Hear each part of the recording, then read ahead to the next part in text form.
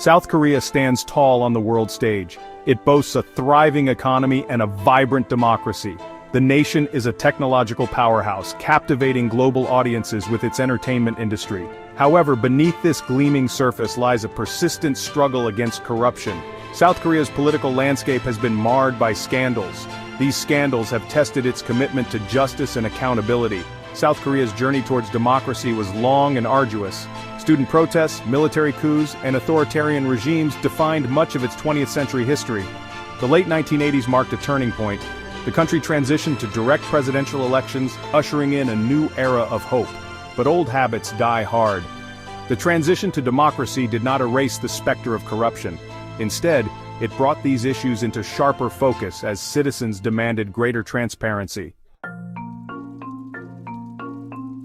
The early years of South Korea's democracy were marked by a struggle to break free from the vestiges of authoritarianism. Even as the country celebrated its newfound freedoms, allegations of corruption surfaced.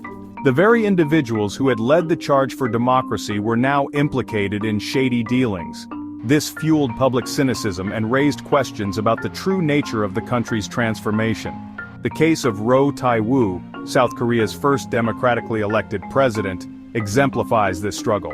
Roh came to power promising a clean break from the past. However, his presidency was soon engulfed in allegations of bribery. He was accused of amassing a slush fund while in office. His subsequent conviction sent shockwaves through the nation. It demonstrated that no one, not even the president, was above the law.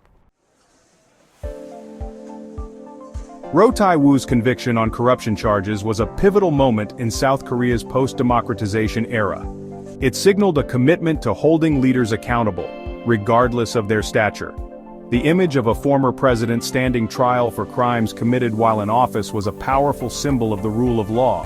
However, the subsequent pardon granted to Roh by his successor, Kim Young-sam, ignited controversy. Critics argued that it undermined the very principles of justice that his conviction had upheld. Kim Young-sam, who assumed the presidency in 1993, had campaigned on a platform of clean government. He vowed to eradicate corruption and usher in an era of transparency. His decision to pardon Roh, along with another former president, Chun Doo-hwan, was therefore met with public outcry. Supporters of the pardon argued that it was a necessary step towards national reconciliation. They maintained that it was time to move forward from the divisions of the past. The turn of the millennium did not diminish South Korea's struggle with corruption. Despite efforts to strengthen democratic institutions and promote transparency, scandals continued to plague successive administrations. The public's trust in their elected officials was repeatedly tested as high-profile figures were investigated, indicted, and in some cases imprisoned for corruption-related offenses. This ongoing battle against corruption highlighted the deeply ingrained nature of the problem. The case of Park Geun-hye, South Korea's first female president, brought the issue of corruption back to the forefront of national discourse.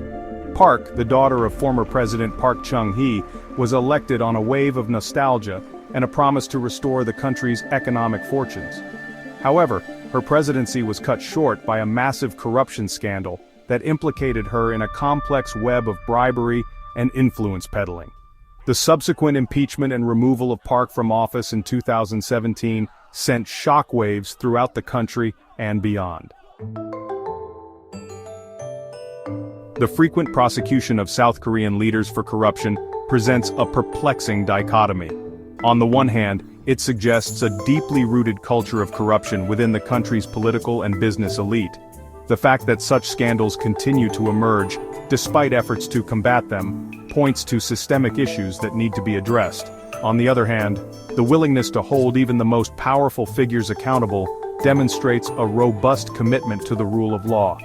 South Korea's ranking on Transparency International's Corruption Perceptions Index further complicates the picture.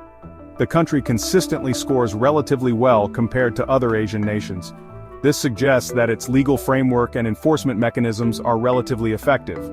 However, the persistence of high-profile corruption cases indicates that these mechanisms alone are not enough to eradicate the problem entirely.